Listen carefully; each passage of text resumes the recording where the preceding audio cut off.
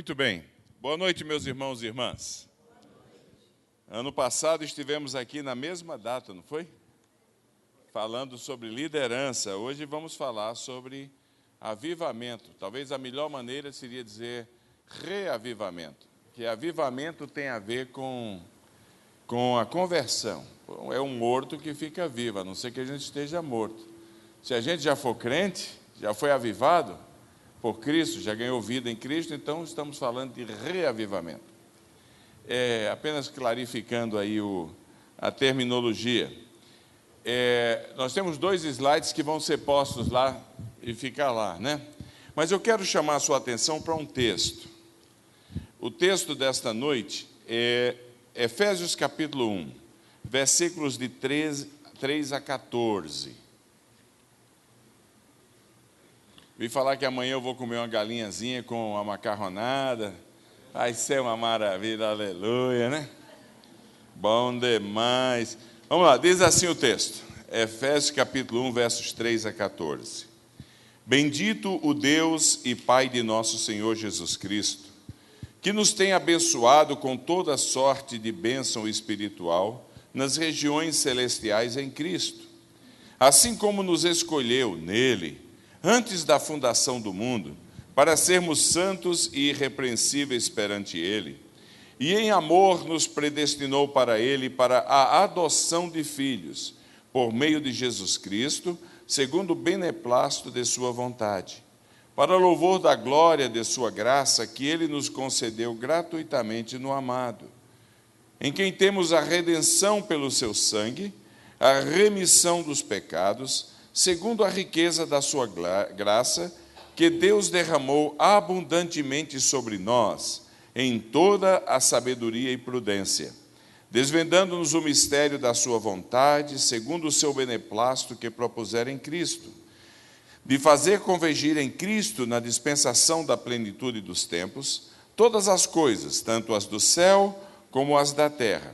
Em Cristo, digo, no qual fomos também feito herança, predestinados segundo o propósito daquele que faz todas as coisas, conforme o conselho da sua vontade, a fim de sermos para o louvor da sua glória, nós, os que de antemão esperamos em Cristo, em quem também vós, depois que ouvistes a palavra da verdade, o evangelho da vossa salvação, tendo nele também crido, fostes selados com o Espírito Santo da promessa, o qual é o penhor da nossa herança, até ao resgate da sua propriedade, em louvor da sua glória. Amém. Texto lindo, texto maravilhoso. Não há na língua grega um ponto aí, é tudo ponto e vírgula, vírgula. É como se o apóstolo tivesse tomado um ar muito profundo, respirado muito profundamente, enchido o seu diafragma de ar e começasse a expressar as suas convicções a respeito de Deus, de quem é Deus, o que Ele tem feito em nós, o que Ele fará em nós, nesses versículos. No final ele fez, ufa, e aí pôs um ponto. Porque é muito longo esse texto, mas é lindíssimo. O tema que está posto diante de cada um de nós é o tema do reavivamento.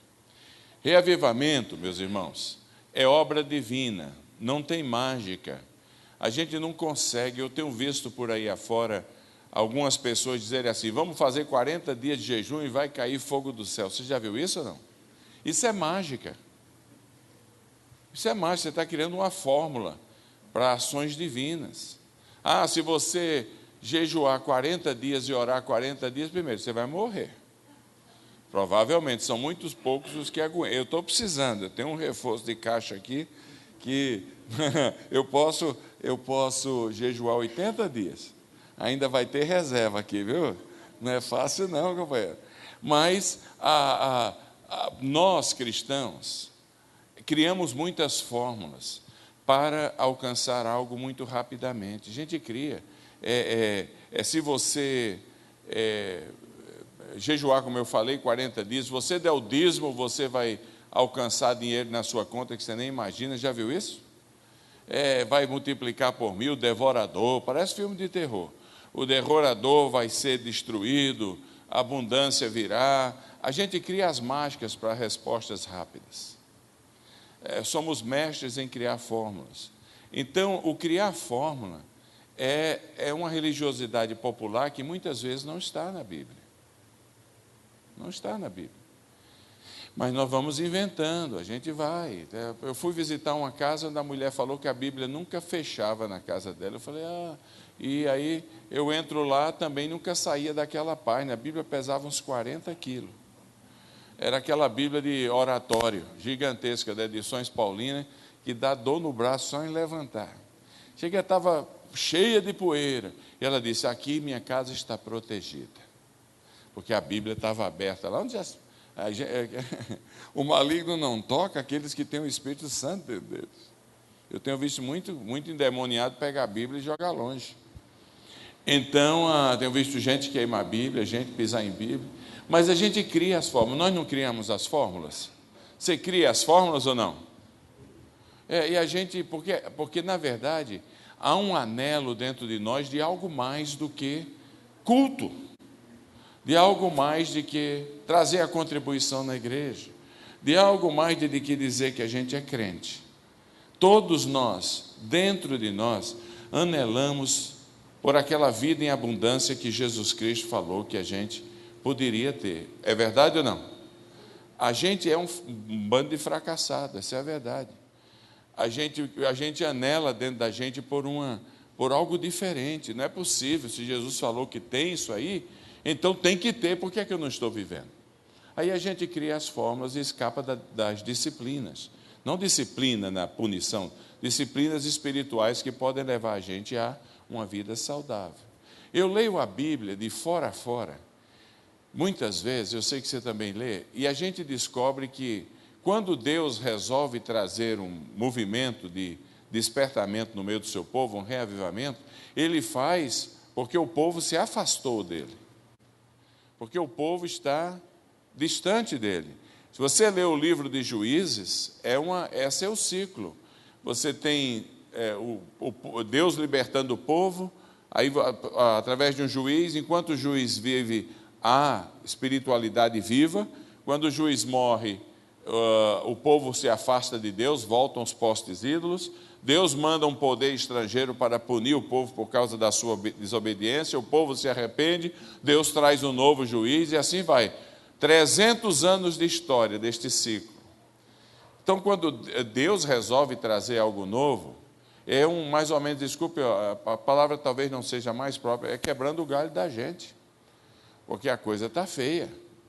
Então, na verdade, o anelo de Deus foi sempre que a gente tivesse vidas avivadas, vidas vivas, vidas saudáveis. Faz sentido ou não?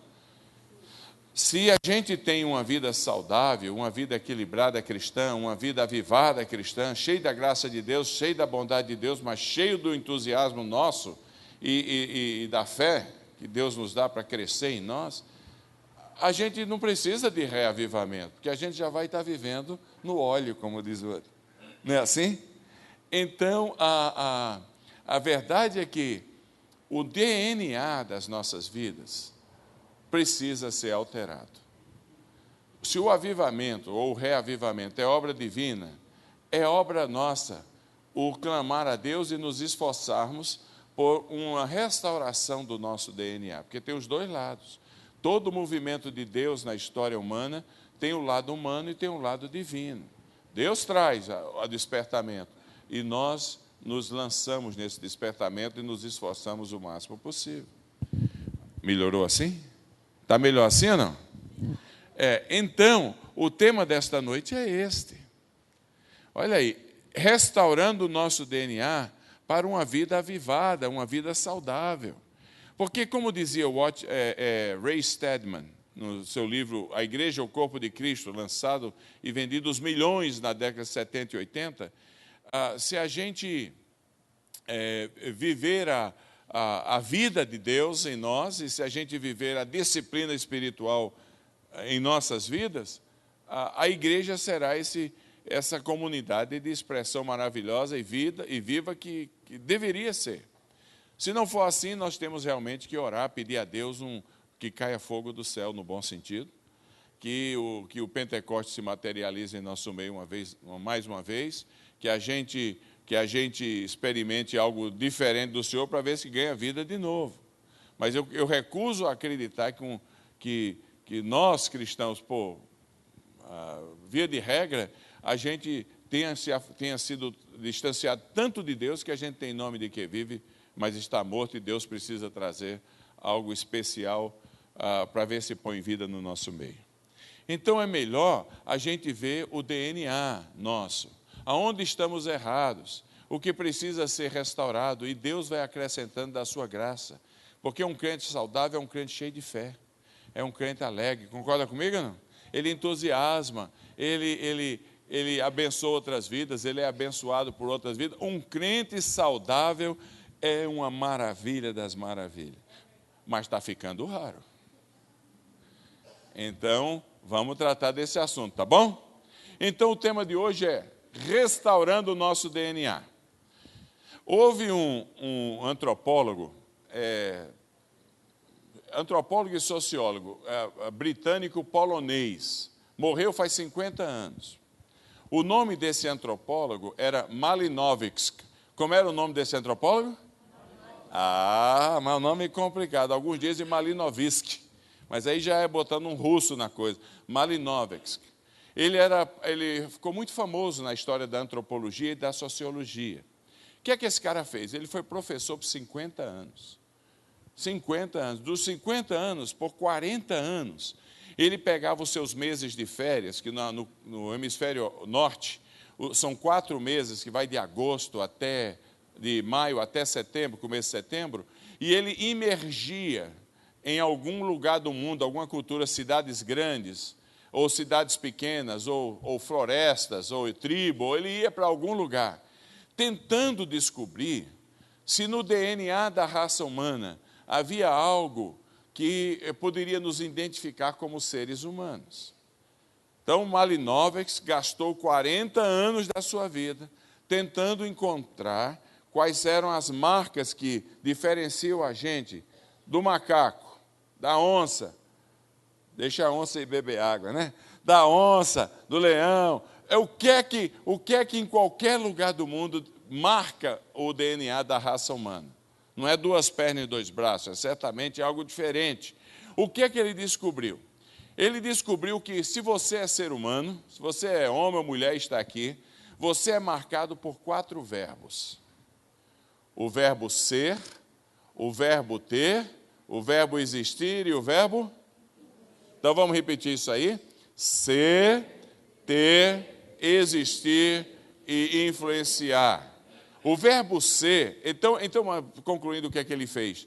Ele então, no final da vida, lançou uma tese, que você não pode fazer um curso de sociologia ou um curso de antropologia, numa qualquer universidade, se ela for boa, estudar isso aí, você não pode fazer sem estudar a tese dele. A tese dele é a seguinte: a teoria das necessidades humanas.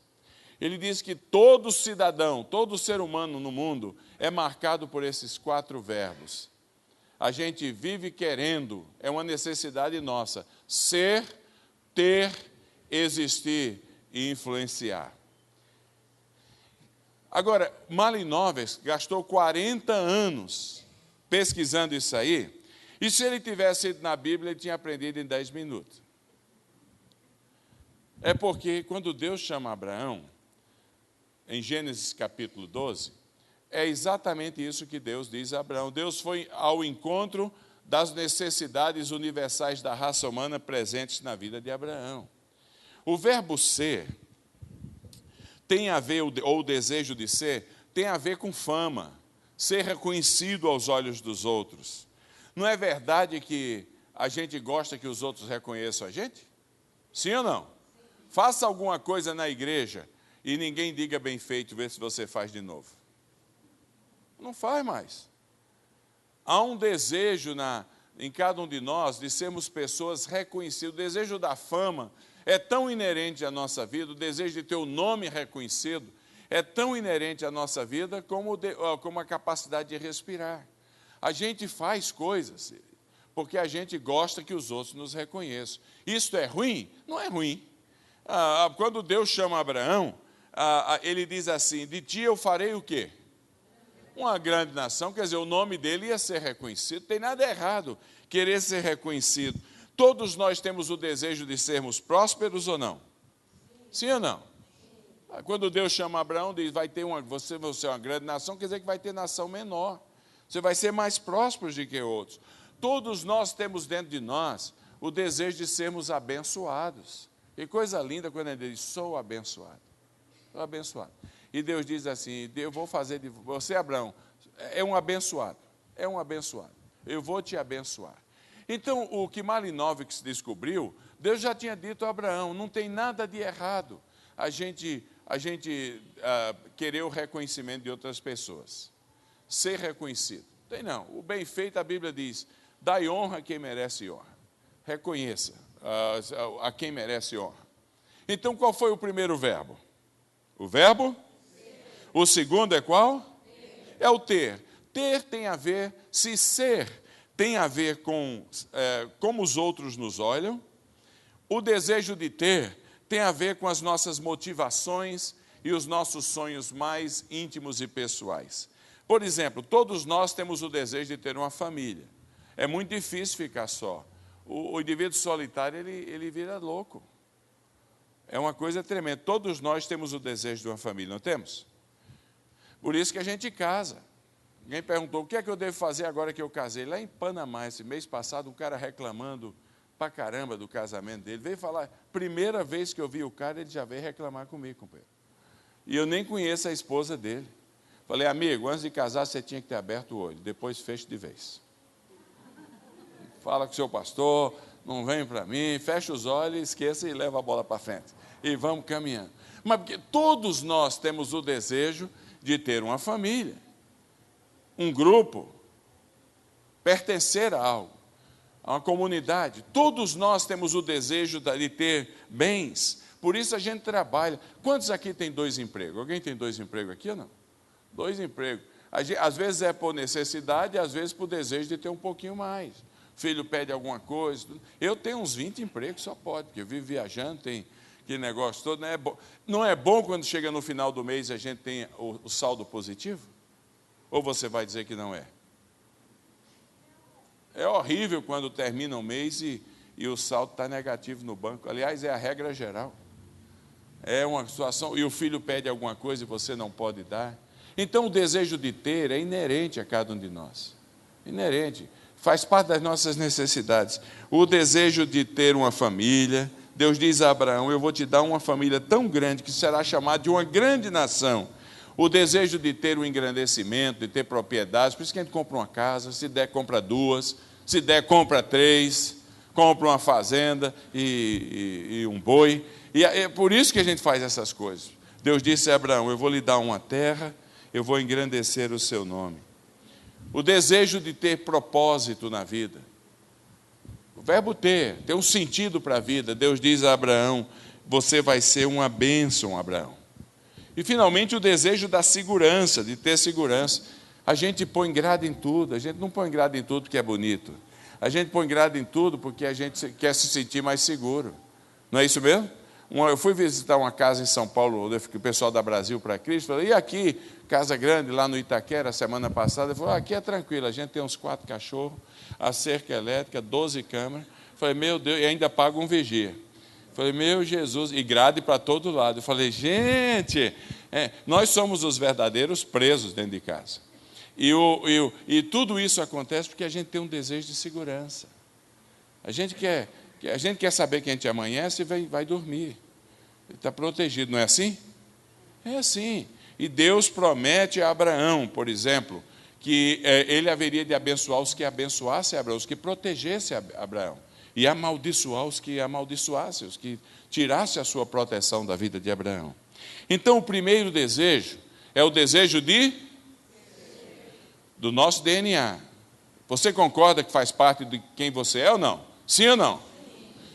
Segundo, é o desejo concorda que faz parte do nosso DNA?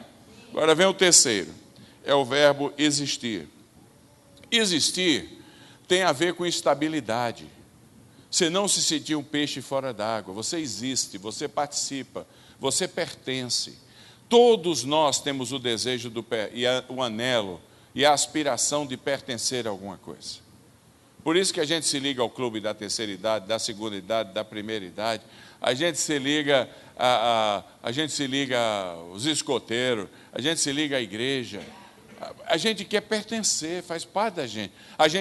É uma coisa boa quando os vizinhos sabem quem nós somos. Se a gente não está em casa, entra um ladrão e chama a polícia. Ele sabe que não mora ali. A gente sabe quem eles são. É bom receber um telefonema no aniversário da gente. Passar anônimo, eu choro. Não vier no meu telefone, no meu aniversário, algumas pessoas que eu prezo não me ligam. Você não fica deprimido, não? Eu fico abatido pra caramba. Mas esses desgraçados esqueceram de mim, rapaz. Não ligo mais para eles. Aí você liga depois, né? Mas deixa para lá. Porque a gente tem o desejo de pertencimento, da existência. É onde todos nos conhecem, onde a gente conhece a todos. E Deus diz a Abraão que ele ia fazer de Abraão um indivíduo com uma família grande, uma herança abençoada. Levou tempo, levou 400 anos. Já foi nos seus descendentes que a promessa se cumpriu.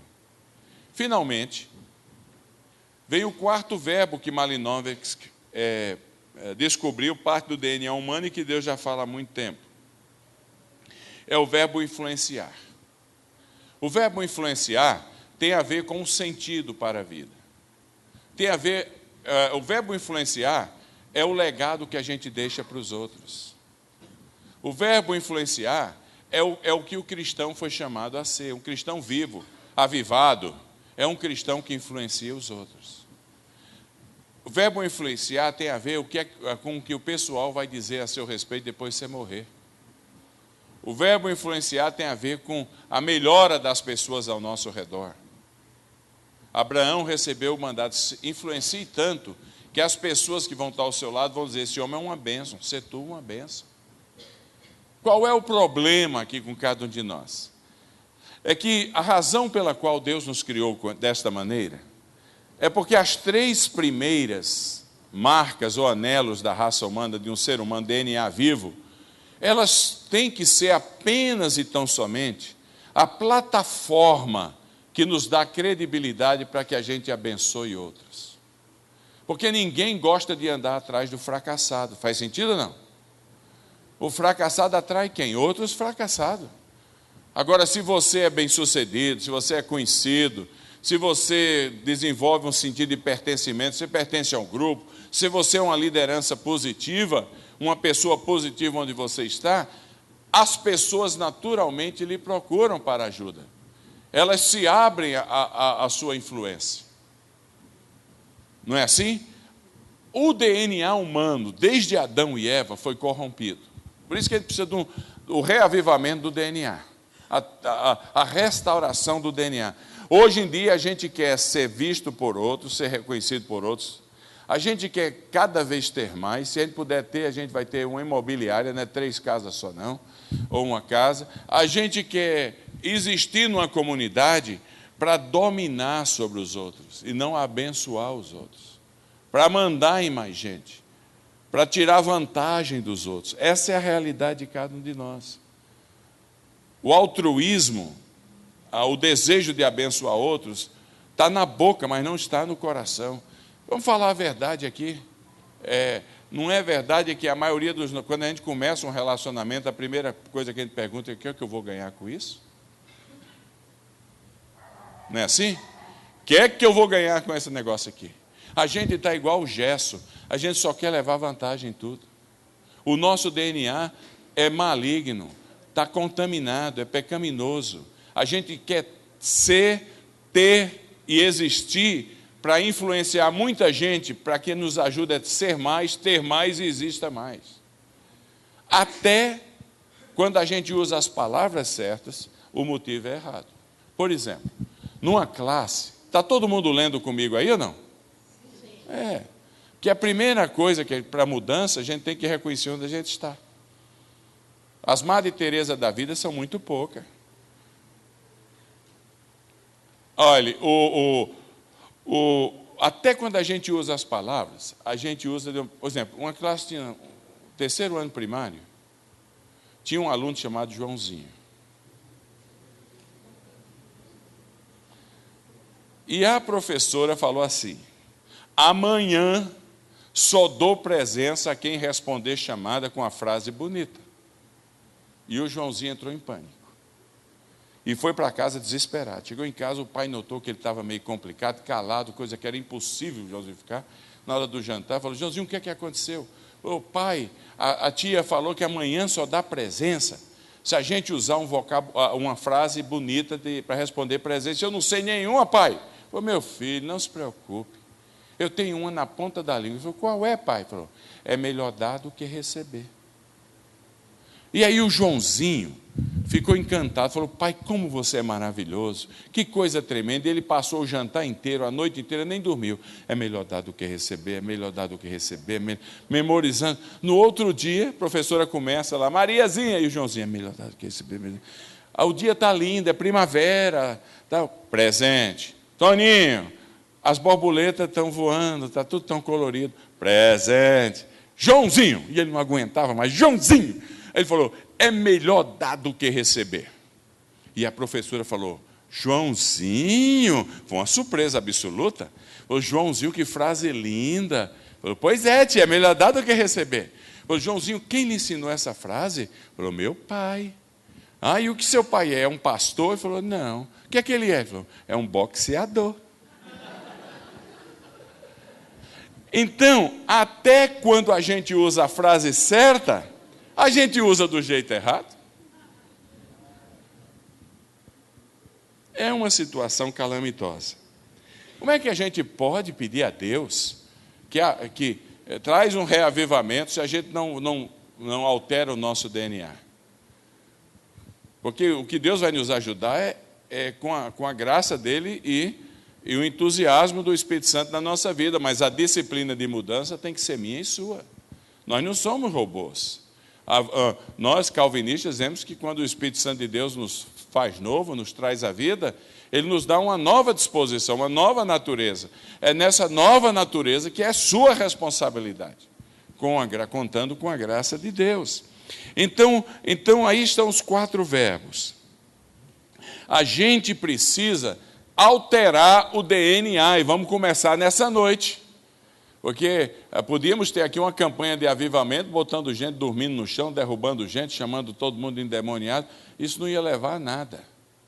A gente tem a mudança de dentro para fora. E Deus, se Ele quiser, Ele faz todas essas coisas. Mas aqui, no nosso aqui, é de dentro para fora. Alterando o nosso DNA. Então, o que é que a gente precisa? O que é que a gente precisa para o DNA ser alterado? Porque já vimos, só relembrando, quais são os 4 verbos? Verbo. Que igreja maravilhosa. E a gente viu até agora que o plano de Deus foi que Abraão fosse abençoado, próspero, um nome muito famoso, para que ele pudesse ser uma bênção para todas as famílias da terra, porque o povo ia acreditar no bem-sucedido. Mas a nosso DNA pecaminoso quer ter muito, dominar sobre muitos, influenciar muitos, para que muitos ajudem a gente a ter mais. E o cristianismo é a única religião no mundo em que eu só sou bem-sucedido se quem estiver debaixo da minha liderança melhorar. Se você for um líder, um empregador, um líder de grupo pequeno, um presbítero da igreja, um diácono da igreja, um pai de família, mãe de família, e quem estiver debaixo da sua influência, um líder na escola, só piora, você é um fracasso, e eu sou também. Porque o cristianismo é a única religião no mundo onde a gente só é bem-sucedido se quem estiver debaixo da nossa influência melhora. Não tenha cada um em vista o que é propriamente seu, mas sim o bem do outro, diz Paulo. Tudo bem até aqui? Tá. Então, agora, como é que a gente altera o DNA? E agora vem um texto que a gente leu aí. Só há uma maneira, meu irmão.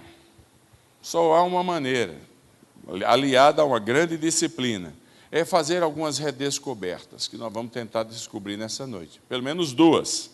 A primeira delas, aí é Efésios capítulo 1, que a gente leu no começo. Vai o slide segundo aí, chefe. E último. Muito bem, olha que bonito aí. Ó. Gente avivada lá embaixo. Aleluia, bastante barulho. Então, olha aí, restaurando o DNA. A gente precisa, em primeiro lugar, descobrir ou redescobrir a nossa verdadeira natureza em Cristo. Olhe, há uma preposição grega chamada, você não tem obrigação nenhuma de saber do grego, eu só estou citando, não é para ser esnobar, não, é apenas para ajudar. A preposição gar. Ela aparece 23 vezes nesses 13 versículos. Ela significa em, com e por. É como se o Espírito Santo de Deus, usando Paulo, dissesse, eu quero, são tantas vezes que ele usa essa preposição, que ele está dizendo, eu quero que você aprenda que elas têm um sentido aí. Elas estão ligando você a alguma coisa. E essa preposição nos indica duas coisas. Primeiro, que se a gente quiser uma vida avivada, a gente tem que redescobrir a nossa verdadeira natureza em Cristo.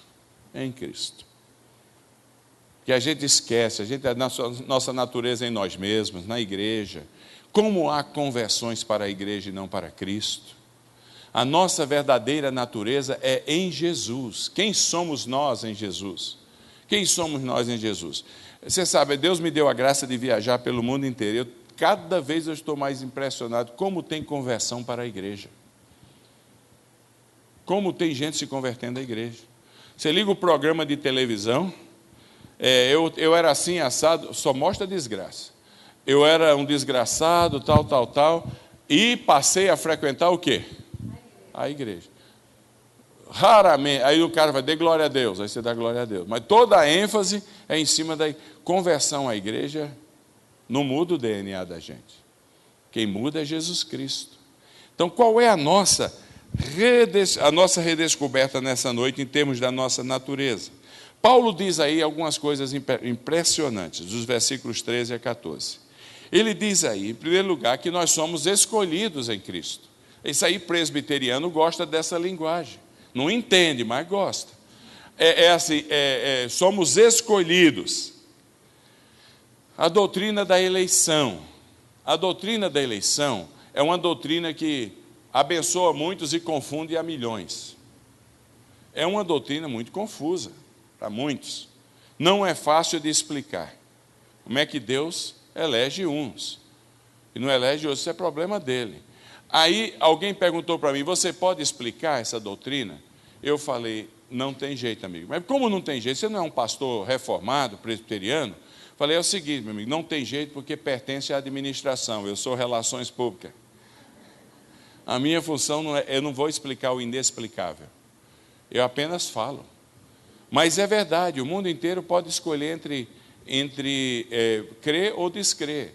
É uma doutrina que tem sido questionada e negada por muitos, e muitos têm ficado loucos, tentando explicar, perdido a cabeça. Mas muitos, ao negá-la, têm perdido a alma.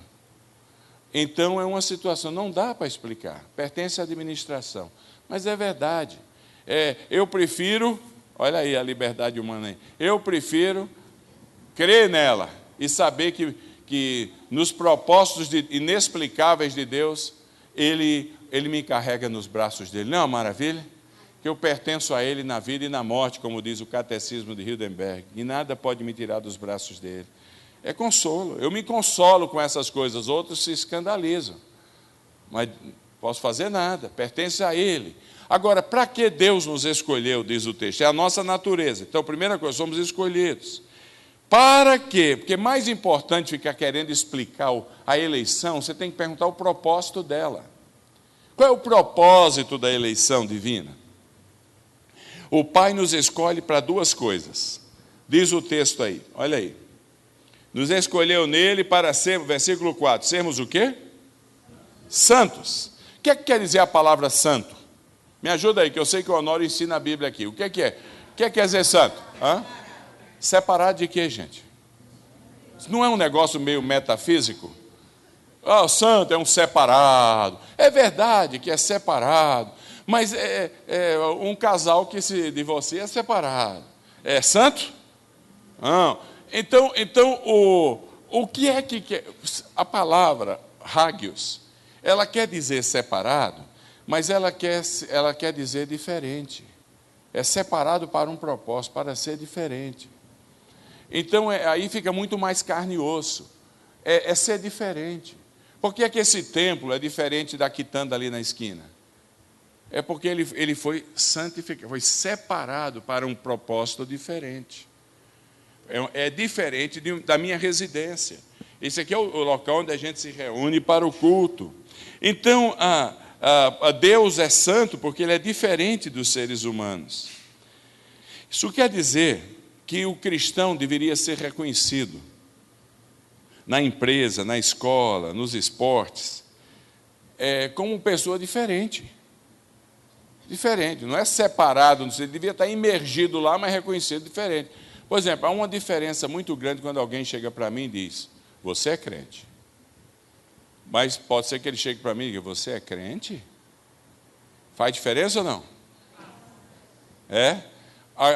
Está muito comum. Você é crente?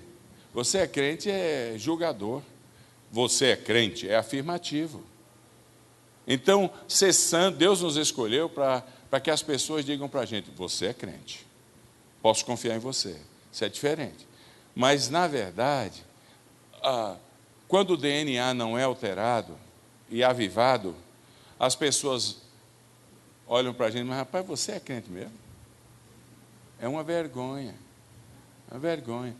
Olha, essa mensagem de alteração do DNA via o caminho da descoberta da natureza em Cristo precisa ser anunciada. Esses dias atrás aconteceu numa cidade lá nos Estados Unidos, você sabe que eu moro lá, 3.000 habitantes. Uma moça, cidade de 3.000 habitantes, no Kansas, que é o estado mais rural de lá, meu amigo, onde 101% vão à igreja, que é tudo aquele negócio, 3.000 pessoas. A moça tinha associados com um cara e tinha transformado a casa dela num bordel, num motel. Então, foi um escândalo na cidade. Saiu na CNN, cidade de 3.000 habitantes, mas é porque é inesperado. Aí passa o seguinte: como é contra a lei da cidade construir bordéis, lembra que todo mundo em Jesus nós cremos, né? Lá. Aí, inclusive a moça, aí foi ver quem eram os fregueses dela, que acharam as coisinhas de cartão de crédito. Quando ele falou isso, eu desliguei a televisão. Eu já sabia, tinha um pastor no meio. Dito e feito. O prefeito e o pastor eram clientes dela. Você é crente? Está entendendo o que estou querendo dizer? Funciona. A gente tem que redescobrir que a razão da escolha da eleição divina é para que a gente seja santo. Em outras palavras, não é ser uma auréola na cabeça, é ser diferente. Inclusive quando erra. Quem confessa e deixa é um santo. É diferente, porque ninguém confessa e deixa. Está seguindo comigo? Agora, o que é que o versículo 4 diz que a gente foi escolhido mais? Irrepreensível, aí complica. Porque a palavra para irrepreensível no grego é a palavra amomos, que era a palavra usada para o animalzinho sem defeito e sem mácula que ia ser sacrificado a 1 ano de vida. E pelo que eu estou vendo, eu e vocês, todos nós aqui, temos defeito e temos mácula. Como é que Deus nos escolhe para sermos santos e diz que somos irrepreensíveis? Como é que Ele equaciona isso aí? A gente tem que descobrir quem nós somos.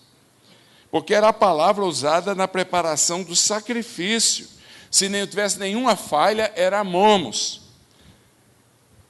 O texto nos diz, versículo 13 e versículo 7, que o caminho da irrepreensibilidade é o caminho de duas palavras muito importantes que aparecem aí. É a palavra, lembra, nós estamos hoje aqui tentando descobrir como é que a gente altera o nosso DNA, está certo ou não? O nosso DNA.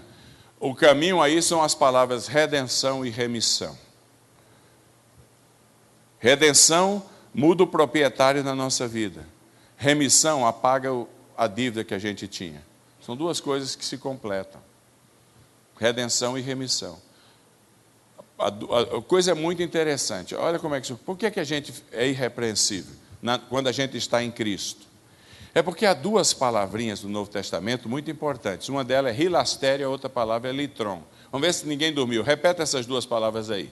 Hilastério e... Hilastério tem a ver com o ato de Deus em cobrir a gente com o sangue do seu Filho, nos fazer aceitáveis diante dele. Litron tem a ver com o preço que foi pago para que esse escudo fosse lançado sobre nós.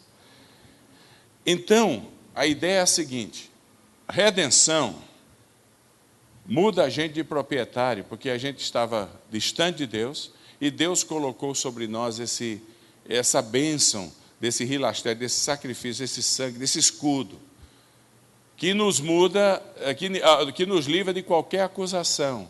E porque já não temos mais acusação contra nós, Ele nos dá o Espírito, diz aí, que nos habilita a dizer Abba Pai. Ele nos adota, diz o versículo 13, como filho dele, versículo 5. Então, um tem a ver com quem é o proprietário das nossas vidas, não somos mais nós mesmos, mas Deus. A outra tem a ver com as acusações sobre nós. Na família de Deus, os adotados de Deus, não entra erro, não entra pecado. Deus equacionou isso aí com a compra na nossa vida. A Bíblia diz que o diabo, ele sabe que Elias faz coisa errada. Eu sei que eu faço coisa errada. Tem amigos que sabem e me acusam. E aí eu vou na frente do espelho e dou cada cacetada na minha testa. Como é que você fez essa besteira uma vez mais? Você não faz isso também? Você olha assim, você se vê muitas vezes como um monstro? Não é assim? Como é que você foi fazer uma burrice dessa? Eu sei. O diabo sabe. Tem uns infelizes que sabem e ainda acusam a gente. E aí a Bíblia diz que o diabo, quando Deus permite, vai e nos acusa na presença dele. Na presença de Deus, Apocalipse 12:10. E aí Deus olha para lá. É o Satã? É o Elias? É o Elias, versículo 10 do capítulo 12. Você lê lá. É ele que você diz que está fazendo isso? Deixa eu dar uma olhadinha. E ele olha para Elias e olha para o Satanás e dá uma olhadinha assim. Estou vendo nada. Está limpo. Você tem certeza? Não, dá uma olhadinha lá. Estou vendo nada. Por que ele diz assim? Por causa do hilastério. Por causa da cobertura.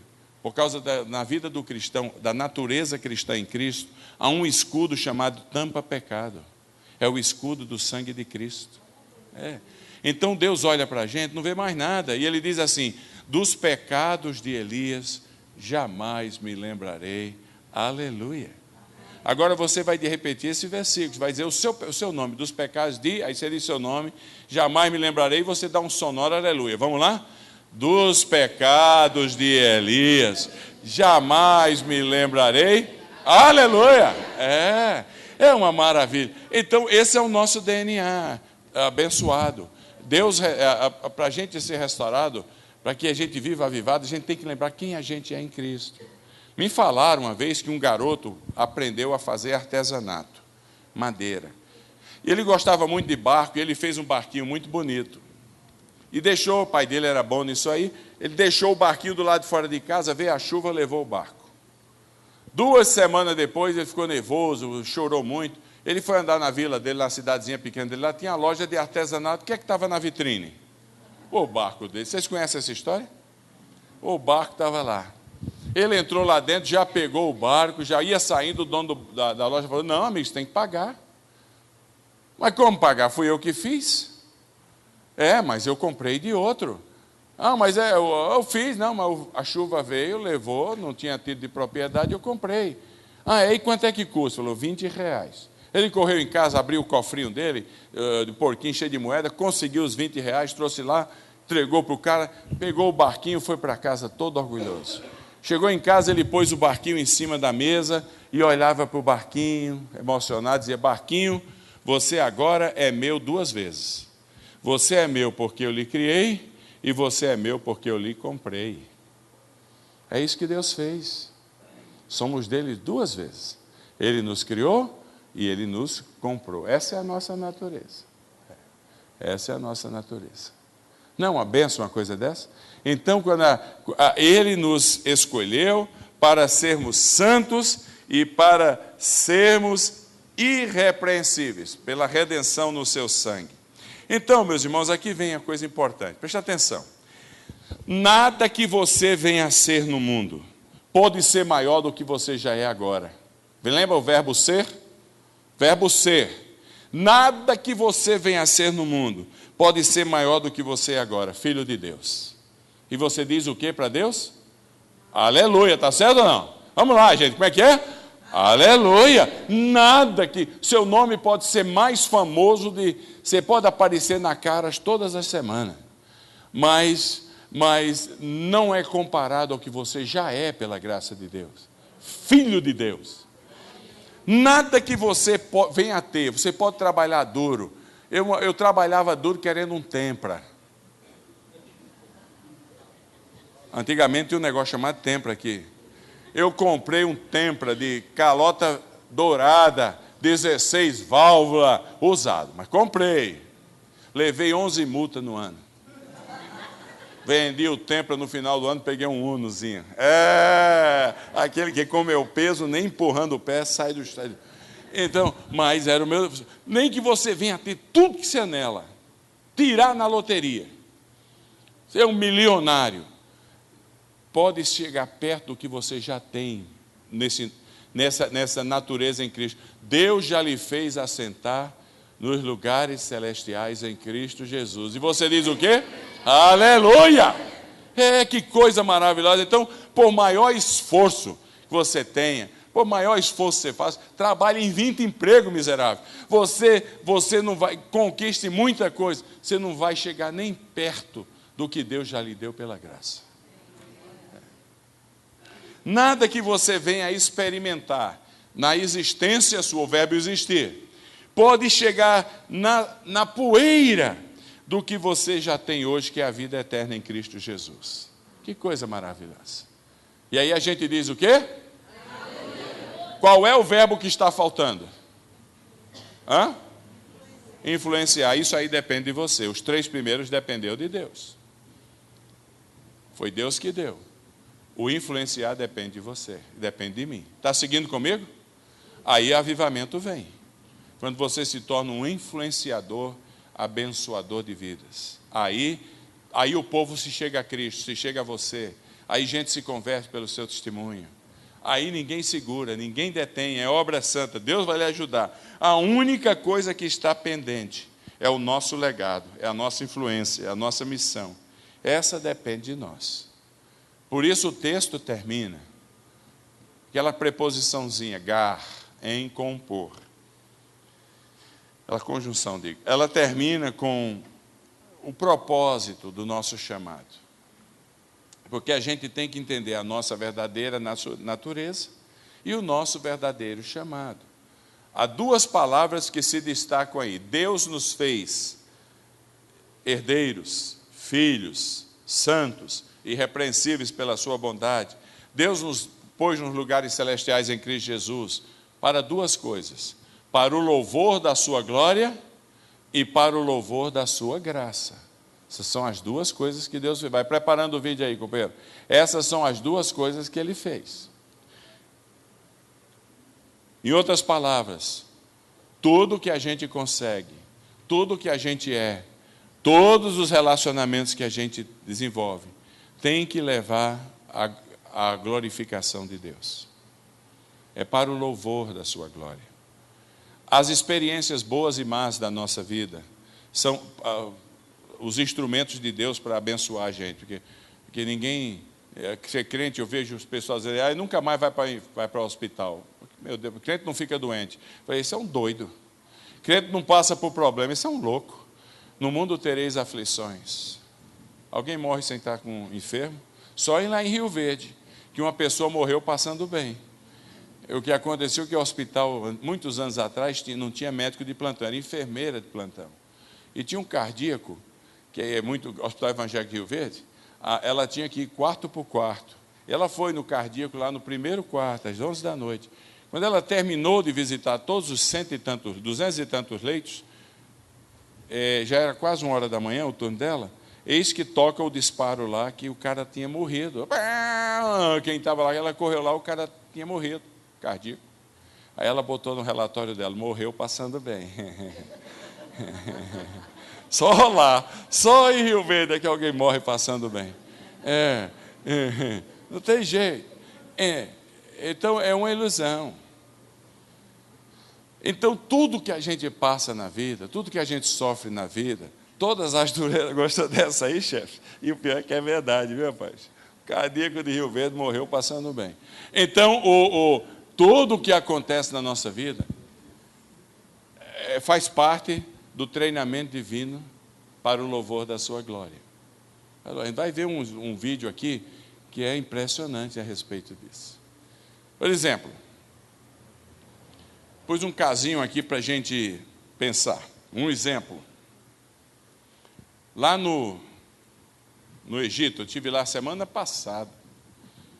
Encontrei coisa tremenda. Levei 50 pastores brasileiros comigo. A gente é tocar demais. E encontramos os crentes da Tunísia, os crentes da Síria, do Iêmen, os crentes do Líbano. Nunca se converteu tanta gente. Nunca se converteu tanta gente. Eu não posso dar o nome porque está sendo gravado aqui. Mas alguns vieram dar o seu testemunho de conversão. Anônimos. Para a gente aqui é anônimo, mas aconteceu. E uma delas fez todos nós chorarmos. Porque ela se converteu assistindo um programa de televisão da Igreja Presbiteriana. No Egito, mais de 60% dos evangélicos são presbiterianos. E é um programa chamado A Escola de Cristo. 11 milhões de pessoas ouvem os episódios todos os meses. Coisa impressionante. O que Deus está fazendo ali, o que tem de gente se convertendo, não é fácil. Não é fácil. Então, ela disse que estava ouvindo aquilo. Ela estava em casa, numa manhã, muito triste, mulher casada, 2 filhos, marido e ela praticando o islamismo, os filhos também, filhos pequenos. Aí, na mente dela, no meio, ela estava sozinha demais, sentindo triste, veio na mente dela, ligue no canal 315. Ela não sabia nem o que é isso, que é TV parabólica. Ela foi e ligou no 315. Quem estava pregando? O pastor da Igreja Presbiteriana Casa Aldobara, que faz os episódios, uma igreja de 7 mil membros, cercada de mesquita por todos os lados. E ela, então, entregou a vida a Cristo. E aí eu perguntei para ela, eu estava traduzindo, eu perguntei para ela, e aí, sua família? Ela falou, meu marido me abandonou, botou para fora de casa, porque no islamismo, para se separar da sua esposa, você só precisa dizer 3 vezes, não te quero mais, não te quero mais, não te quero mais. Está resolvido. Você tem que sair. Tem que sair. E os seus filhos? Ele levou no juiz, e como os filhos são propriedade do marido, não do casal, lá é propriedade, tudo nesses termos. Então o juiz determinou que ela nunca mais poderia ver os filhos, de 4 anos e 6 anos. Ela, 28 anos de idade. Ela só chorava nessa hora. Ela ia bem até ali, né? Mas quando ela falou da família perdida, aí ela disse uma coisa que eu nunca vou esquecer. Ela falou, comigo, eu disse, e aí, você não se arrepende de você ter tomado uma decisão dessa por Cristo? Ela falou, comigo se cumpre Mateus 24. Quem não deixar o pai, mãe, filho, filha, por amor a mim, não é digno de mim. Que coisa linda. Aí não tinha mais nenhum de nós que não estivesse chorando, porque a coisa está muito fácil aqui. Você vem do jeito que você está, na boa. Até aquela que como é que chama aquela que é filme pornô? Que era cantora também, Gretchen. Vai na televisão, o cara pergunta, você continua transando por aí? Mas você não é uma crente agora? Meu pastor falou que não tem problema nenhum. Contanto que eu creio em Jesus Cristo. Aí para o inferno, desgraçado, que fala uma coisa dessa.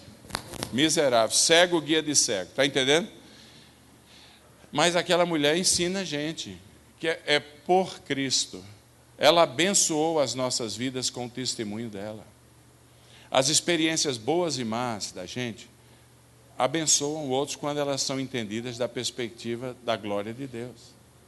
Porque nenhum de nós vive sem os rolos na vida. Se você nunca fracassou na vida, porque primeiro, ou você está doente mental, você não nota.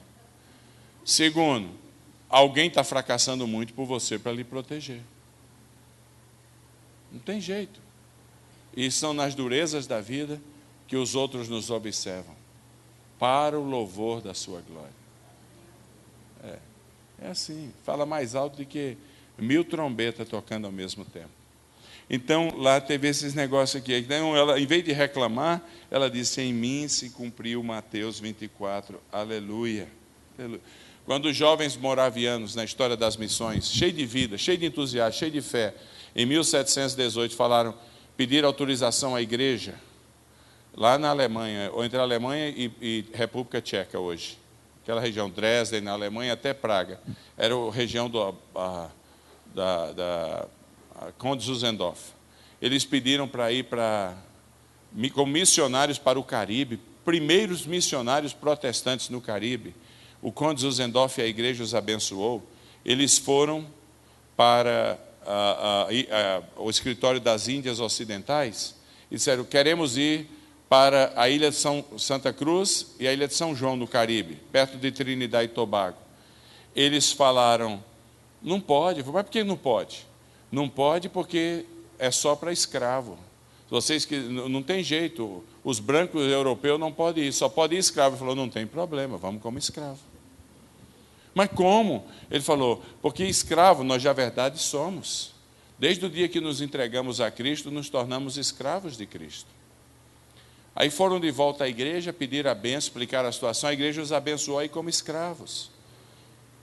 Eles chegaram lá, entregaram sua liberdade por amor a Cristo, para irem como escravos. E o cara aceitou e pôs ele no navio. Quando chegou na ilha, o capitão teve dó deles. 25 anos e 23 anos. E o capitão falou, vocês jovens, vocês são educados, vocês são boa família, não tem nada de escravo, vocês aceitaram essas coisas, vão embora, porque se vocês descerem nessa beira da praia, vocês vão morrer aqui. Ele falou, não tem problema, nós já morremos com Cristo. Já morremos com Cristo. Desceram ali.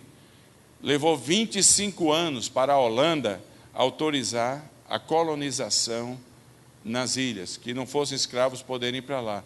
A igreja moraviana, a primeira coisa que ela fez foi mandar observadores. Será que eles morreram? Será que eles não morreram? Onde estão essas pessoas, 25 anos depois, trabalhando como escravos? Encontraram os dois vivos.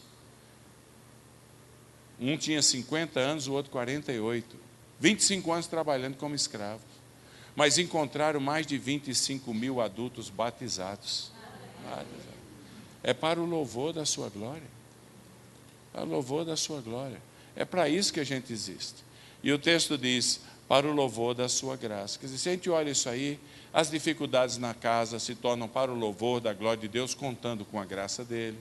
A gente supera as dificuldades na vida, as enfermidades, as limitações físicas, as limitações mentais, a perda de emprego, a perda de amigos, os conflitos. Aí a vida é avivada. É para o louvor da sua glória. É para isso que Deus... E contando com a sua graça. Olha, eu vou mostrar um vídeo agora aqui, que fala de um pai que teve um filho chamado Ricardo Royd. Esse menino, quando nasceu, o umbigo sufocou o pescoço daquela criança, apertou, e aí faltou ar. Ela nasceu, todo mundo dizia, deixa morrer, vai ser um inválido até morrer. O pai e a mãe disseram, de jeito nenhum, crentes, se Deus nos deu, é para o louvor da sua glória. E aí o moço cresceu deficiente, e o pai perguntou, filho, o que é que você quer na vida? Ele falou, eu quero ser um corredor, maratonista. E nunca poderia ser. O pai falou, pois eu vou, você vai ser, porque eu vou correr com você. Aí eu estava lendo a semana passada o testemunho dele, e perguntaram para ele agora, já está com 40 anos e o pai de quase 70. Perguntaram para ele, o que é que você gostaria de dizer para o seu pai? Ele falou, a coisa que eu mais, já participei de 914 corridas. Ele falou, o que eu gostaria de dizer para o meu pai, é que o que eu mais quero no mundo agora é que ele sente na cadeira e eu o carregue. Olha que coisa bonita. Lindo demais, muito tocante. Mas assim é Deus. Ele vê a gente com as nossas deficiências, Ele vê a gente com as nossas durezas, e Ele resolve nos carregar nos braços dele.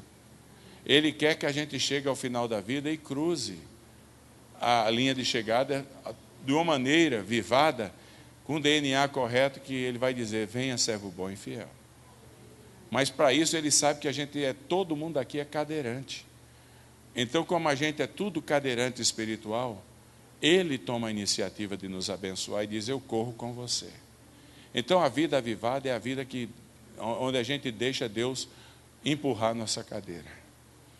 E a gente vai caminhando com Ele. Então, vamos ouvir, para o louvor da sua glória e por causa da sua graça, vamos ver esse filme, está certo? Que é a história real.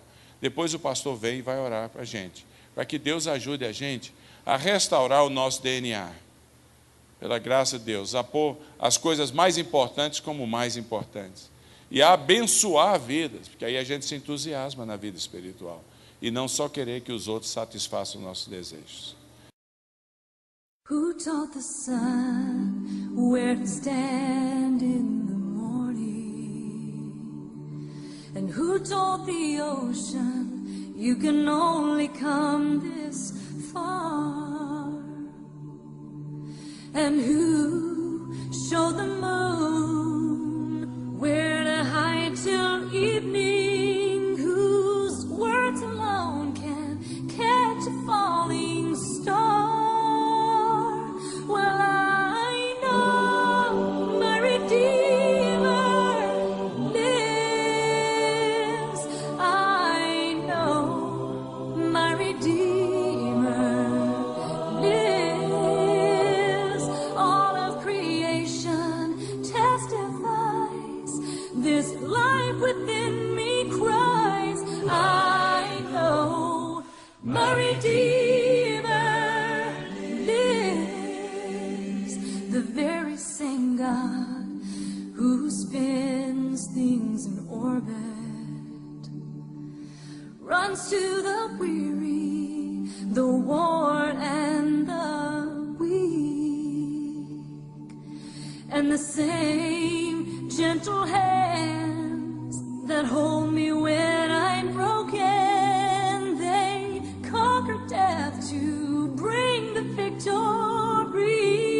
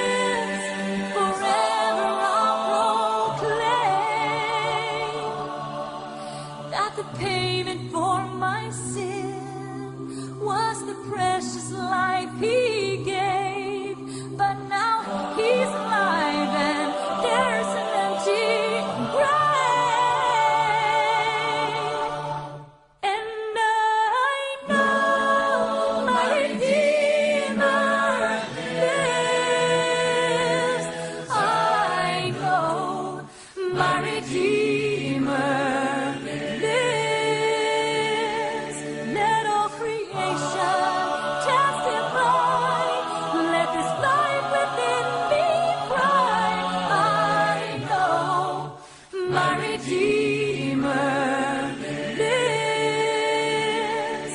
Let all creation